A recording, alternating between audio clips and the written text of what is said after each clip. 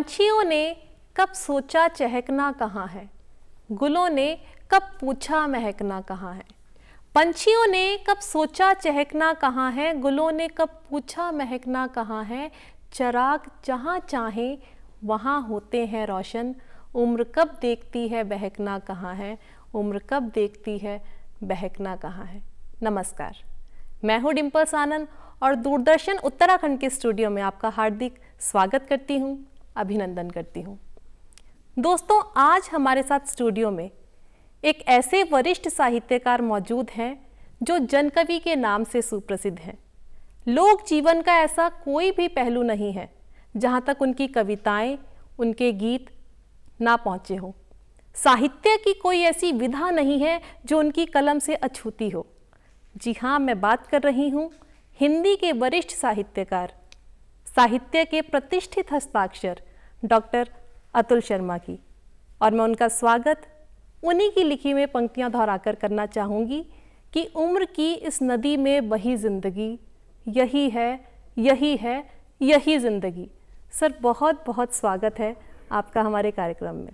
Sir, आपके जो पिता थे राम शर्मा प्रेम जी, वे स्वयं एक प्रमुख कवि थे, राष्ट्रीय स्तर के कवि रहे हैं।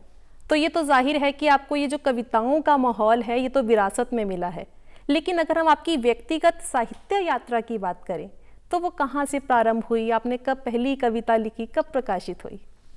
जी हाँ, मेरे पिता श्री राम शर्मा प्रेम प्रसिद्ध स्वाधीनता सेनानी और कवि रहे, राष्ट्रीय धारा के प्रमुख कवि रहे।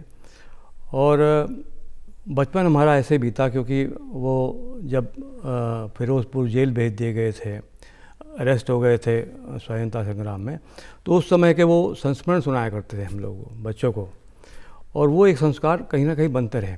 और हमारी अम्मा जी जो थी वो हर मौसम के लोकगीत गाने में उनके बड़ी रुचि होती थी, तो बड़ा उत्सव धर्मिता थी घर में। और मेरी 5 बहनें, सबसे छोटा मैं था, तो बड़ा प्यार दुलार आत्मविश्वास का बचपन बीता। और एक बात मैं ये कहना चाहूँगा कि संस्कार मुझे बचपन से ही मिले, क्योंकि जो बड़े साहित्यकार थे, चाहे वो सोहनलाल द्विवेदी हों, चाहे त्रिलोचन शास्त्री हों, चाहे जितने बड़े साहित्यकार हों, उन कवि ऋषियों से हमने उनके द्वारा कविता सुनी, तो कहीं ना कहीं संस्कार बैठ गए। लेकिन जब समय बीता और मैं कविता लिखने की स्थिति में आया तो मैंने पढ़ा बहुत, और उसके अलावा हमने व्यक्ति को भी पढ़ा, समाज को भी पढ़ा, और आसपास जो घटनाएं दुर्घटनाएं होती थी उन पर लिखना शुरू कर दिया। क्योंकि मैं पहाड़ में ही शुरू से रहा हूँ, मैं देहरादून में रहा हूँ, तो यहाँ की जो जितनी गतिविधियाँ रहीं उन पर एक नज़र पड़नी स्वाभाविक थी। तो मेरी पहली कविता, अगर मैं गलत नहीं कर रहा हूँ, पहली कविता प्रकाशित हुई 1971 में। 71 में प्रकाशित हुई और वो विरही नदी पे झील बन गई थी और बड़ी ज़ोरदार तरीके से टूटी थी वो, और बड़ी तबाही बन के टूटी थी। उस पर मेरी पहली कविता थी, और ये सिलसिला चलता रहा, और पहाड़ की और देश दुनिया की हर घटना को लेकर लिखना शुरू हुआ, और ये सिलसिला आगे बढ़ता चला गया। और वो कविता विरही नदी पर झील मैं आपको सुना देता हूँ, अगर आप कहते हैं। स्वागत है। कभी विरही बनी थी झील, आज फिर नदी बन गई, इस बनने में बाढ़ आई, घर बहे घाट बहे, माता बहने गहने पहने, बूढ़े और जवान बहे, आ गया तूफान बहे बेबस किसान, ढहे दलान दरवाजे रोशनदान, हरा भरा परिवार गांव मिटकर हुआ बेनिशान। इस तरह की कविता थी उस समय, उस दौरान जितना मैं लिख सकता था। सर, आपने बताया आपके पिताजी स्वतंत्रता सेनानी रहे हैं, तो एक जो कवि होता है वह समाज में बड़ा परिवर्तन लाता है।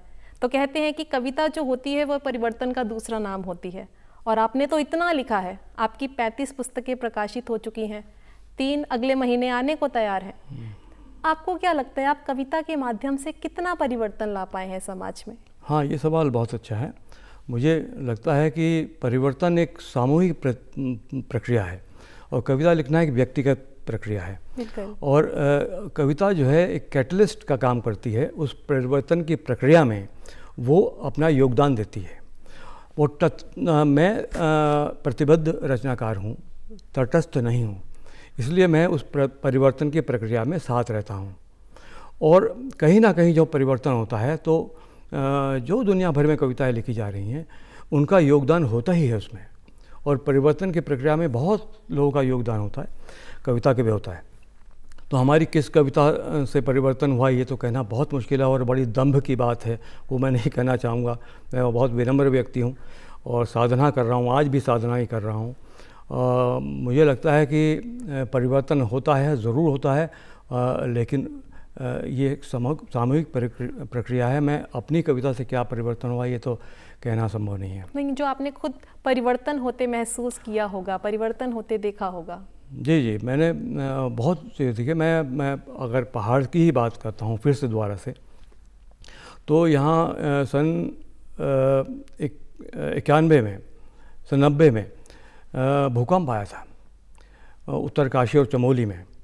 उस दौरान मैंने एक गीत लिखा था। वो गीत मैं समझता हूँ कि वो लोगों को कंठस्थ भी हो गया, लेकिन वो एक दर्द का गीत था। और वो गीत एक ऐसा गीत था जिसको मैं कह सकता हूँ कि एक रिपोर्टाज था। आज मैं इस गीत को अगर पढ़ता हूँ तो मुझे लगता है कि उस समय का एक दस्तावेज़ मैं प्रस्तुत कर रहा हूँ। उस समय के साप्ताहिक हिंदुस्तान ने वो छापा था उसी समय, और वो गीत कुछ इस तरह से था। सहमी सी गंगा की धार, कांपे हैं बदरी केदार, भैया बादल घिर घिर के आए, फैले जहरीले साए, ऐसा तो देखा पहली बार रे, ऐसा तो देखा पहली बार रे। कहीं कहीं माँ जी के आंसू पोंछ रही है बहना, अपने दुख दर्दों को बाबा भूल गए हैं कहना। बच्चों के सर से परिवारों की छत टूट गई है, आंसू डूबी नावों में है अब बस्ती को रहना, भैया प्रश्नों की गहरी खाई उसमें है नींद समाई, ऐसा तो देखा पहली बार रे। और अंत में कंबल आटा पैसा आया, आश्वासन भी आए। इसमें आपको उत्तर मिल जाएगा आपका। कंबल आटा पैसा आया, आश्वासन भी आए, मन मकान के अंदर बर्फीले कोड़े बरसाए, कुछ हो आए दूर गांव तक, कुछ ने नापी सड़कें, आया क्या भूकंप यहाँ पर, चले कैमरे तन के, भैया कंबल तो कम बटवाए, ज़्यादा फोटो खिंचवाए, ऐसा तो देखा पहली बार। ये गीत वहाँ लोगों ने गाया, वो गीत वहाँ पर समझ में आया लोगों के, इस पर चर्चा हुई, और कहीं ना कहीं मुझे लगता है इसका प्रभाव पड़ा होगा। और यही कारण है कि शायद आपको जन कवि की उपाधि मिली। हाँ, लोग कहते हैं। लोग कहते हैं। सर, आप राष्ट्रीय पत्र पत्रिकाओं में भी निरंतर छपते आ रहे हैं, कवि सम्मेलनों में भी आपकी खासा भागीदारी रही है, तो कोई ऐसा कवि सम्मेलन जो आपकी ज़िंदगी का बेहद खास कवि सम्मेलन बन गया हो, आपके दिल के बेहद करीब हो, तो हम सुनना चाहेंगे आपसे। ये बहुत बढ़िया बात कही आपने। उस कवि सम्मेलन के बारे में मैं कहना चाहता हूँ, किसने सवाल ही नहीं किया, आपने कर दिया। आज आपको मौका मिल गया। हाँ, धन्यवाद धन्यवाद, बहुत अच्छी बात है।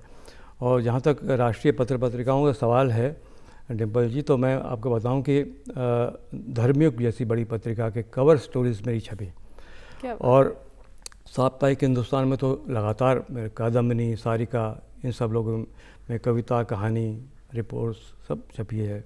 दैनिक हिंदुस्तान हो गया, जितनी पत्रिकाएं हैं। कवि सम्मेलन का जहाँ तक सवाल है, कवि सम्मेलन का जो क्राफ्ट होता है बिल्कुल भिन्न होता है।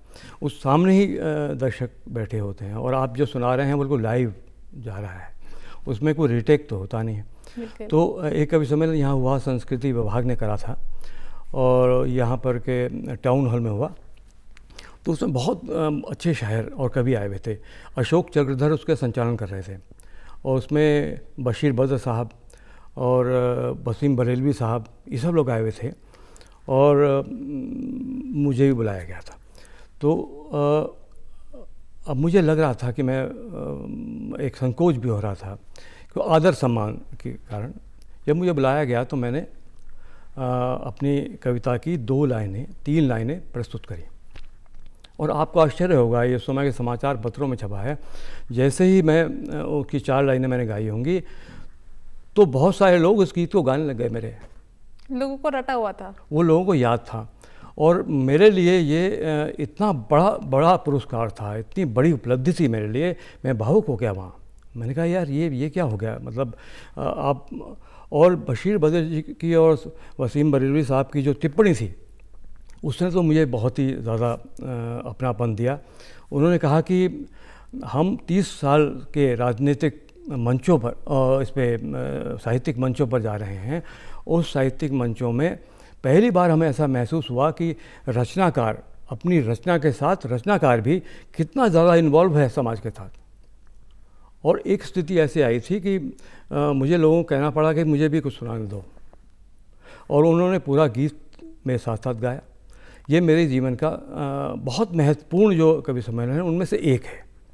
ऐसे और भी बहुत जगह हैं, पूरे देश में मैं जाता हूँ, और मुझे लगता है कि जब लोग आपकी चीज़ों को अपनाने लगें, और मैं इतने भाग्यशाली लोगों में से हूँ, मैं आपको सही बताऊँ, इतना संतुष्ट हूँ मैं इस बात में कि मैं ऐसा भाग्यशाली व्यक्ति हूँ जिसने अपने गीतों को स्वयं लोकगीत होते हुए देखा है। क्या बात है। लोकगीत के कोई राइटर्स नहीं होते हैं, लेकिन मैं ऐसा भाग्यशाली लोगों में से हूँ। तो ये साहित्य ने मुझे दिया, और कवि सम्मेलन का ये मैं आपके साथ शेयर कर पाया, उसके लिए आपका धन्यवाद इस सवाल के लिए। सर, नदी से संबंधित भी आपका एक अभी गीत जो है बहुत चर्चित हुआ, लोग अभियानों में उसे बहुत गाते हैं, गांव-गांव तक गया, बच्चे बच्चे तक गया। हम उसकी कुछ पंक्तियां सुनना चाहेंगे। पर्वत की चिट्ठी ले जाना तू सागर की ओर, नदी तू बहती रहना, नदी तू बहती रहना, नदी तू बहती रहना, नदी तू बहती रहना।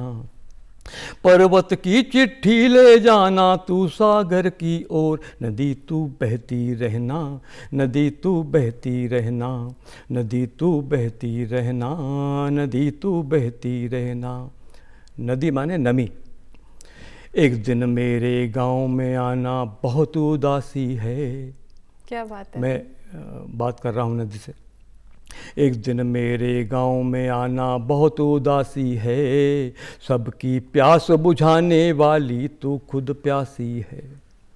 तेरी प्यास बुझा सकते हैं, हम में है वो जोर, नदी तू बहती रहना, नदी तू बहती रहना, नदी तू बहती रहना, नदी तू बहती रहना। पर्वत की चिट्ठी ले जाना तू सागर की ओर, नदी तू बहती रहना, नदी तू बहती रहना। तू ही मंदिर, तू ही मस्जिद, तू ही पंच प्रयाग, तू ही सीढ़ीदार खेत है, तू ही रोटी आग। तुझे बेचने आए हैं ऐसे वैसे लोग, नदी तू बहती रहना, नदी तू बहती रहना। सर, उत्तराखंड आंदोलन में भी गीत से याद आया, एक गीत आपका बहुत चर्चित हुआ था। आपने जब उसे लिखा कि आपने सोचा था ये इतना चर्चित हो जाएगा कि बच्चा बच्चा उस गीत को गाएगा, और क्या आपके मनोभाव थे जब आपने उस गीत को लिखा? जी हाँ, वो जिस समय लिखा जाता है उस समय तो ये नहीं लगता, लेकिन जब कोई भी प्रोसेशन होता है उसमें आपका गीत एक गाया जा रहा होता है और आप उसी प्रोसेशन में शामिल रहते हैं और आप अपने ही गीत को दोहरा रहे होते हैं, तो उससे बड़ा अनुभव तो कुछ हो नहीं सकता। मुझे नहीं पता था, वाकई सही कहा आपने। वो गीत कुछ इस तरह था कि उसमें 5 प पर आधारित था, जो कि मैं सोचता हूँ कि उत्तराखंड सेपरेट स्टेट की मांग की आधार कह सकता हूँ। उस पर 5 थे: पानी, पलायन, पर्यावरण, पर्यटन और पहचान। इस पर ही आधारित वो गीत था। तो उसकी कुछ पंक्तियाँ आपको मैं सुना देता हूँ। हालांकि मैं इसको इतनी बार लोगों से सुन चुका, इतना दोहरा चुका हूँ उसको, लेकिन फिर भी आपके कहने पे। पर्वतों के गांव से आवाज़ उठ रही संभल, आवाज़ उठ रही संभल, औरतों की मुट्ठियाँ मशाल बन गई संभल, मशाल बन गई संभल, औरतों की मुट्ठियाँ मशाल बन गई संभल। हाथ में ले हाथ आगे बढ़ के लेंगे उत्तराखंड, बढ़ के लेंगे उत्तराखंड। क्या बात है। शहीदों की कसम हमें है, मिल के लेंगे उत्तराखंड, मिल के लेंगे उत्तराखंड। एक लाइन मैं ज़रूर सुनाना चाहता हूँ, और इस गीत को सुनाते हुए भावुक भी हो जाता हूँ, क्योंकि इतना समय मेरे सामने आ जाता है, वो पूरा आंदोलन का समय। इसलिए विकास की कहानी गांव से है दूर दूर क्यों, है दूर दूर क्यों, नदी पास है मगर ये पानी दूर दूर क्यों, ये पानी दूर दूर क्यों, नदी पास है मगर ये पानी दूर दूर क्यों, झूठे वाकड़ों को अब बदल के लेंगे, उत्तराखंड बदल के लेंगे उत्तराखंड, शहीदों की कसम हमें है मिल के लेंगे उत्तराखंड, मिल के लेंगे उत्तराखंड। क्योंकि वहाँ की दुख तकलीफ़ों की बात सीधी कही गई थी, वो सीधे दिल में उतरती थी। तो एक कविता की भूमिका इस पूरे आंदोलन में क्या हो सकती है, ऐसा लोगों ने महसूस किया था। बहुत खूब। नदी पास पास है पानी दूर दूर क्यों, बहुत खूब सर। सर 1956 की आपकी पैदाइश है और मात्र 15 वर्ष के थे जब आपने अपनी पहली कविता रची, पहली कविता गढ़ी। जी। और मैं ये जानना चाहूँगी, दर्शक ये जानना चाहेंगे कि तब की कविताओं में और आज की कविताओं में आप क्या बड़ा अंतर देखते हैं, संपादकों की भूमिकाओं में, लिखने के स्टाइल में, कहने के स्टाइल में? सभी रचनाओं के बारे में से मेरे नहीं आपका नहीं, कविता कहने के स्टाइल में। जी बिल्कुल, बहुत परिवर्तन है। और ये परिवर्तन 3-4 स्तरों पे होता है। एक तो जो हमारी सामाजिक संरचना है, सामाजिक पृष्ठभूमि है, सामाजिक परिवर्तन है, उसके कारण रचनाओं में परिवर्तन होता है। दूसरा स्तर होता है शैलीगत परिवर्तन। जिस समय जिस तरह की कविता लिखी जा रही थी उस समय, उसके बाद शैली में परिवर्तन आया। जैसे कबीर लिख रहे थे तो वो शैली उनकी अलग हो सकती है। जब आज मुक्तिबोध लिख रहे हैं तो उनकी शैली बिल्कुल अलग हो सकती है। तो ये अंतर आया। और तीसरा प्रतिबद्धता में अंतर आया।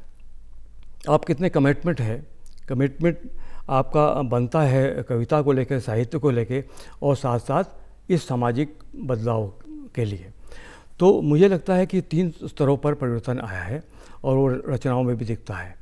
और सबसे बड़ी बात यह है कि जो परिवर्तन नहीं हुआ है वो ये है सामाजिक मूल्य। सामाजिक मूल्य परिवर्तन नहीं हुए। सत्य, अहिंसा, शांति, शोषण मुक्त समाज की रचना, इसमें कोई परिवर्तन नहीं हुआ है। कहीं ना कहीं जहाँ पर उसमें ताड़ बाड़ लग जाती है, कविता उसको तोड़ने की कोशिश करती है और ये बना रहे, सुखमय वातावरण बना रहे, इसके लिए कोशिश करती है। ये नहीं बदला, ये आज भी कविता में आपको मिलेगा। जी सर, हमने बाहरे बचपन के बारे में भी बहुत सुना है, उसके बारे में कुछ बताएं। तबीयत खुश कर दिया आपने बाहरे बचपन के बारे में बता के, क्योंकि सबका बचपन होता है, बड़ा प्यारा बचपन होता है और बचपन को सब लोग महसूस करते हैं लेकिन लिखते नहीं। ज़िंदगी का सुनहरा अंश होता है वो। ज़िंदगी का सुनहरा अंश होता है, बिल्कुल ठीक कहा आपने। और मुझे लगता है कि वो बचपन इतना प्यारा होता है, चाहे वो अभाव में पला हो, चाहे वो संपन्नता में पला हो, चाहे वो आप कह पाएँ ना कह पाएँ, लेकिन आपके जीवन के साथ वो रहता है। तो मैंने कुछ लोगों से अनुरोध किया कि अब जो उम्रदराज लोग हैं, जो युवा लोग हैं, कि आप अपना बचपन लिखकर मुझे दीजिए, संस्मरण लिख के दीजिए। तो इतना मज़ा आया, लोगों ने इतने आत्मीयता से वो संस्मरण लिखे हैं और मेरे पास करीब 70-75 लोगों के संस्मरण हैं जो मैं छाप चुका हूँ। अब तक 5 बाहरे बचपन की सीरीज़ छप चुकी हैं और उसमें संपादक मैं हूँ, सह संपादक रंजना शर्मा, रेखा शर्मा हैं। और इसमें ये नहीं रखा गया है कि किससे बचपन लिया जाए, किससे नहीं, सबका बचपन है, कोशिश कर रहे हैं सब अपना बचपन दें। इसमें वरिष्ठ साहित्यकार गंगा प्रसाद विमल का संस्मरण है, स्मृति शेष है।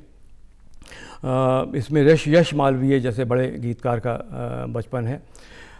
डॉक्टर में महेश कुड़ियाल का बचपन का संस्मरण इसमें दिया गया है। नवानी जी का संस्मरण इसमें है। किसका नहीं है, मतलब मैं कई बार सोचता हूँ, कमल जोशी जो बहुत प्रख्यात फोटोग्राफर रहे हैं, उनका बचपन इसमें दिया गया। इतना मज़ेदार बचपन है कि जिसका कोई हिसाब किताब नहीं है। लेकिन सबसे बड़ी बात क्या हुई इसमें कि उस समय का डॉक्यूमेंटेशन हो गया, उस समय का डॉक्यूमेंटेशन हुआ और वो एक सामाजिक इतिहास की भूमिका में चला गया। और कुछ लोगों ने तो ये भी कहा है कि ये बाल साहित्य में एक नई विधा की शुरुआत हो गई है। मैं नहीं कह रहा हूँ, ये लोगों ने कहा है। और आपकी पंक्तियां सार्थक हुई कि कविता कभी थकती नहीं, कविता कभी मरती नहीं। जी जी, बिल्कुल बिल्कुल। और मुझे मुझे लगता है कि इसमें उर्मिल कुमार थपलियाल एक बहुत ही प्रख्यात रंगकर्मी हैं देश के, और देश विदेश में उनका बहुत बड़ा नाम है। उन्होंने जब बचपन लिखा हमारे इस सीरीज़ के लिए, तो साहब मैं तो तबीयत खुश हुई, लेकिन उनके परिवार में बहुत तबीयत खुश हुई होंगी। अच्छा दादाजी ये करते थे, अच्छा पिताजी ये करते थे, मतलब बहुत अच्छा लगा। उनके बचपन को जानने का मौका उनके मिला। बचपन को जानने को पूरे परिवार को मौका मिला। लोग कहते हैं लोग पढ़ते नहीं हैं, पढ़ने की आदत कम हो गई है। हमारे इस प्रयास ने उस परंपरा को ही तोड़ा। लोग छीन के पढ़ रहे हैं भाई, बच्चे भी पढ़ रहे हैं। उनका एक संस्मरण में याद आ रहा है, सुना दूं, बड़ा मज़ेदार संस्मरण है। उर्मिल कुमार थपलियाल का बचपन देहरादून में बीता है, और उन्होंने लिखा है कि मैं बचपन में, बहुत बड़ा रंगकर्मी है वो, और उन्होंने कहा मेरा बचपन देहरादून बीता और रामलीला में मैं सीता बनता था। बहुत क्यूट से थे तो सीता बना दिए जाते थे, और जब इतने पॉपुलर थे कि एक रात में 2 जगह सीन करने जाते थे वो सीता का। यहाँ, और तांगे में बैठ के सीता का रोल करने। और वो जो उन्होंने लिखा है, जिस आत्मीयता से लिखा है, वो एक अद्भुत दस्तावेज़ मेरे पास आ गया है। उन्होंने एक और बात लिखी जो कि मैं आपसे कहना चाहूँगा कि वो हकलाते थे, थोड़ा हकलाते थे बचपन में। तो वो रेंजर्स कॉलेज गए और एक पेड़ के सामने खड़े हो गए अकेले में। उन्होंने बोलना शुरू कर दिया हकलाते पे ही, और उनको ऐसा लगा जैसे वो पेड़ उनसे बात कर रहा है, जवाब दे रहा है। वो सवाल कर रहे हैं, वो जवाब दे रहा है, और वो घंटों बात करते थे ऐसे, और उन्होंने महीनों बात करी और उनका हकलाना दूर हो गया। पेड़ से बात करके, मतलब बोलने से उनका डिक्शन ठीक हो गया, डिक्शन ठीक हो गया। और आपको आश्चर्य होगा कि वो चीफ न्यूज़ रीडर थे लखनऊ दूरदर्शन, उसमें आकाशवाणी में। जी हाँ। और इसी तरह से जो मनोरंजक चीज़ें हमारे को मिली और बड़ी पावरफुल चीज़ें मिली, उसमें गंगा प्रसाद विमल का मिला। और हमारे बीच नहीं है, मुझे बड़ी याद आती है उनकी। उन्होंने बड़ी आत्मीयता से फ़ोन पर मुझे बताया था कि यार तुमने ये लिखवा दिया, अब मैं पूरा बचपन का और कुछ लिखना चाहता हूँ। वह अच्छा लगता है। तो उन्होंने कहा नरेंद्र नगर में रहते थे, चीड़ के वन थे, चीड़ के पेड़ों से वो पैदल जाते थे स्कूल। तो उन्होंने देखा कि चीड़ के बीज होते हैं, चीड़ के फल होते हैं, वो खाने में बड़े अच्छे होते हैं, लेकिन ये बहुत लोगों को नहीं पता है। तो पेड़ पे चढ़ें और किस तरह तोड़ें, क्या करें, ये चक्कर हुआ। तो चढ़े पेड़ पे और टूट गई डाली, गिर गए नीचे, और जिस तरह गिरे वो सब हंसी, मतलब ठाके लगा रहे हैं। उसका बचपन इस तरह का भी था। धनंजय सिंह बहुत बड़े गीतकार, राष्ट्रीय गीतकार, उन्होंने जो बचपन अपना लिखा वो बड़ा ट्रेजिक लिखा। बचपन में उनको वो हो गई थी, काफ़ी प्रॉब्लम हो गई थी, कुछ चेचक हो गई। तो चेचक में उनको बिल्कुल अलग रखा गया कि कोई इनसे मिलेगा नहीं, कोई कुछ नहीं करेगा। तो चारों तरफ नीम के पत्ते लगा दिए गए, और उसके बीच में वो रहते थे। और उनको जब दाने उनको ठीक ठाक हुए तो दाग पड़ गए, तो उसको उस नाम से चिढ़ाया भी जाता था। फिर एक आदमी आया, उसने कहा कि भाई नहीं, ये शक्ल से कुछ नहीं होता, जो तुम काम करोगे उससे कुछ होता है। तो मैंने काम करना शुरू किया। ये बचपन देखिए कितना प्यारा बचपन हमारे पास आता है। रंजना शर्मा का एक गज़ब का बचपन मैंने देखा, मैं आया कि वो देहरादून में का दस्तावेज़ है। सन 50 का देहरादून कैसा था, ये उन्होंने लिखा। कैसे मोहल्ले थे यहाँ पर दीवार तो बनती ही नहीं थी, यहाँ हेजेस थी, ग्रीन हेजेस और ग्रे हेयर्स का शहर था ये, और यहाँ बर्फ़ पड़ती थी बहुत खूब। सन 40 के आसपास। और वो देहरादून कैसा था, यहाँ के लोग कैसे थे, यहाँ दुकानें कैसी थी, सड़कें कैसी थी, और आवागमन के साधन से तांगा था या साइकिल थी। कितना प्यारा, कितना खूबसूरत बयान उन्होंने किया। और एक और रेखा शर्मा ने बहुत बढ़िया बात की कि वो, सर हम व्यक्तिगत आपके साहित्य यात्रा पर यदि मैं बात करूं तो मैं जानना चाहूँगी, दर्शक जानना चाहेंगे, आपने एक पुस्तक लिखी है जिसका शीर्षक है कि बिना दरवाज़ों का समय। यह शीर्षक क्यों? ये तो बहुत रोचक सा शीर्षक है, कुछ और क्यों नहीं, यही क्यों बिना दरवाज़ों का समय, कुछ और क्यों नहीं सोचा? इसके पीछे की क्या वजह रही? हाँ, इसके लिए मैं आपको वो कविता ही सुना देता हूँ, क्योंकि वो अपनी कविता के विषय में कुछ कहना ठीक नहीं होता है, ये लोग कहें तो अच्छा होता है। बिल्कुल। तो मैं आपसे इजाज़त चाहता हूँ कि मैं उसको पढ़ के सुना देता हूँ, और उसका छोटा सा एक अंश पढ़ के सुनाऊँगा। क्षमा कीजिए, मुझे लगाना पड़ता है। बिना दरवाज़ों का समय, इसमें क्योंकि एक कविता है इसलिए उसका नाम रखा गया, बिना दरवाज़ों का समय। सब कुछ कितना असुरक्षित होगा जब बने होंगे दरवाज़े। कितना असुरक्षित होगा जब बने होंगे दरवाज़े। सबसे पहले कहाँ और कब बने होंगे दरवाज़े। सबसे पहले जब और जहाँ बने होंगे डर। हर व्यक्ति का एक एक दरवाज़ा है। हर व्यक्ति का एक एक दरवाज़ा है जिसमें वह रखता है हज़ार हज़ार डर। अब इससे आपको कोई और ध्वनि आ रही हो, कुछ विचार आ रहा हो, तो यही इसका अर्थ है। दरवाज़े ज़रूरी हो चुके हैं इस समय। ये इस समय की सबसे बड़ी दुर्घटना है। सुरक्षित नहीं है लोग। अपनी अपनी सुरक्षा के माथे पर अपने अपने दरवाजे हैं। एक जगह आज भी है जहाँ दरवाजे नहीं हैं। एक जगह आज भी हैं जहाँ दरवाजे नहीं हैं। मिले तो मुझे ही बताना। क्या बात है। मिले तो मुझे ही बताना। एक दिन हम ढूंढ ही लेंगे बिना दरवाज़ों का समय। ये वक्त है। एक दिन हम ढूंढ ही लेंगे बिना दरवाज़ों का समय। जनाब, आप साहित्य में पुरस्कारों को कितनी अहमियत देते हैं, कितनी तवज्जो देते हैं? पुरस्कारों को लेकर मेरी थोड़ी अवधारणा भिन्न है। और पुरस्कार भाई मिलने चाहिए, अच्छा लगता है लोगों को, सबको लगता है, और प्रोत्साहन मिलता है, रिकॉग्नाइजेशन मिलता है। लेकिन मुझे पुरस्कार की लगता है कि जब मेरी बात मैं आपको सुना रहा हूँ, आपके दिल तक पहुँच गई, या जिनके लिए लिख रहा हूँ उनके दिल तक पहुँच गई, और वहाँ से मुझे कोई रिएक्शन मिला, तो ये सबसे बड़ा पुरस्कार होता है। बिल्कुल। आज हर आदमी पढ़ रहा है, रिएक्शन नहीं दे रहा है, असर ही नहीं हो रहा है।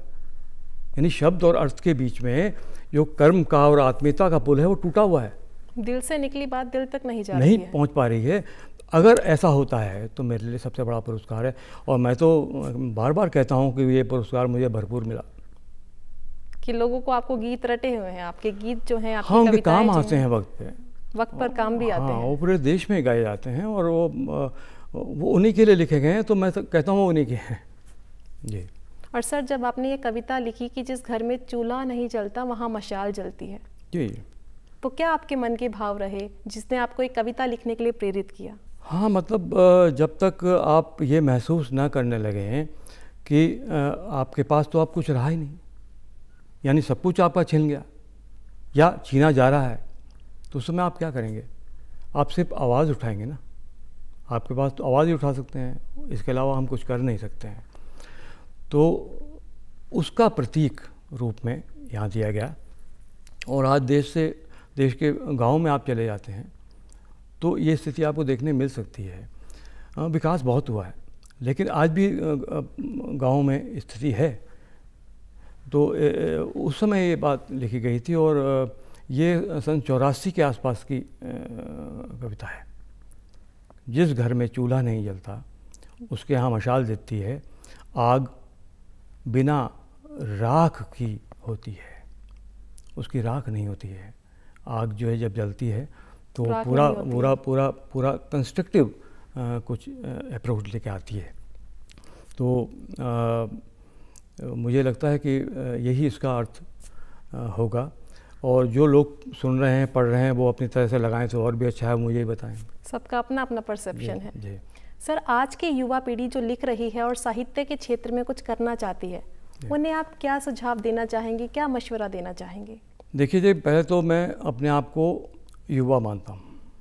बिल्कुल, मानना भी चाहिए। अगर कोई मुझे युवा से कुछ ज़्यादा मानता है तो मैं उससे कहना चाहूँगा बहुत विनम्रता से कि वो अपनी दुनिया से मुझे परिचित कराए, वो मुझे अपना समझे, अपना दोस्त समझे। क्योंकि आज की युवाओं के पास अनुभवों का बहुत बड़ा क्षेत्र है, उनसे सीखने की ज़रूरत है। हम लोग अक्सर सिखाने लग जाते हैं, नहीं, उनसे सीखना ही पड़ेगा। क्योंकि उनकी जो दुनिया है उनमें आप प्रवेश करके उनसे सीखिए और मिलजुल कर एक नई दुनिया बनाएं, ये मैं कह सकता हूँ।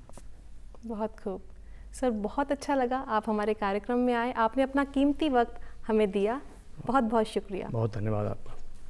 तो दोस्तों, ये थे साहित्य के प्रतिष्ठित हस्ताक्षर डॉक्टर अतुल शर्मा जी, और ये हमारा सौभाग्य है कि वे आज हमारे कार्यक्रम में आए। उन्होंने ना सिर्फ अपना अनुभव हमारे साथ साझा किया, बल्कि हमें बेशकीमती सुझाव भी दिया कि सीखने को बहुत कुछ है, बस सीखने की ललक को जगाए रखना है। हर एक फील्ड से सीखना है, हर एक क्षेत्र से आपको सीखना है। अगली कड़ी में मिलते हैं नए साहित्यकार के साथ। तब तक के लिए नमस्कार।